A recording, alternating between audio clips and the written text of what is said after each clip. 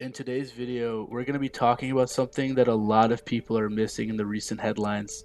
The US banking system is creaking again, and the Federal Reserve is quietly shoving billions of dollars into big banks just to keep them alive.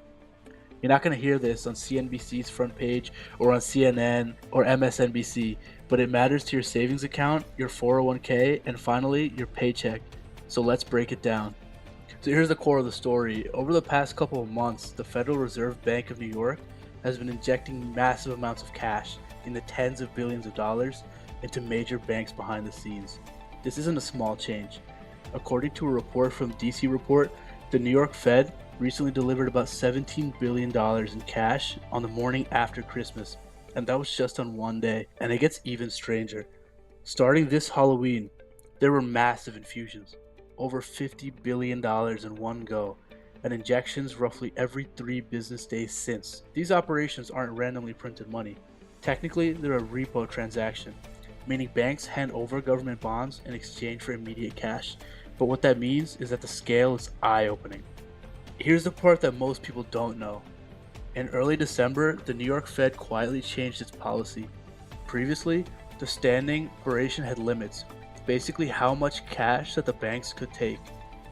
However, now, the policy states that there's no overall limit. This means that banks can get huge cash infusions, something like $80 billion per bank per day. That's nearly unlimited amounts of money across the system. That's not just a small safety valve, that's a blank check. And guess what? Major institutions like Bank of America, Citibank, Barclays, HSBC, UBS, and JP Morgan Chase are the most likely beneficiaries. These are the biggest banks not only in the country but in the world. That sounds pretty dramatic, and it should. Now, you might be wondering, okay, so the Fed is providing liquidity. Isn't that normal? Sure, central banks always lend cash in emergencies. But the size and secrecy here is what should really trigger alarm bells. We saw something similar in 2023 when banking stress, including the collapse of Silicon Valley Bank, showed how fragile liquidity can really be. And repo operations have set records this year though. One Reuters note said that banks borrowed nearly $26 billion in a single night. And that's one of the highest figures since the facility began in 2021. But what's different now is the lack of transparency. There's no big press releases, no front page analysis, nothing but the usual financial media. Big banks are drawing on the federal credit quietly and without any public knowledge. That is not normal. Why is this happening? One reason is moral hazard. What that means is, if banks know that the Fed is going to step in whenever they're strapped for cash, they can take bigger risks and still expect a bailout if things go south. And that's exactly what some analysts are warning about. Financial watchdog Bill Black, a former regulator, pointed out that if banks can borrow massive amounts at low rates whenever they run short of cash, there's literally no penalty for risky behavior. Banks will be able to do whatever they want and be able to get bailed out by the government at any point with no cap on how much they can get. In other words, if banks keep the upside when the bets pay off and keep the upside when the bets go bad, it's literally just the taxpayers picking up the tab. This isn't even capitalism anymore. This is bankster socialism. It's just private profits and social losses. Could this lead to crisis? Here's where this gets really uncomfortable.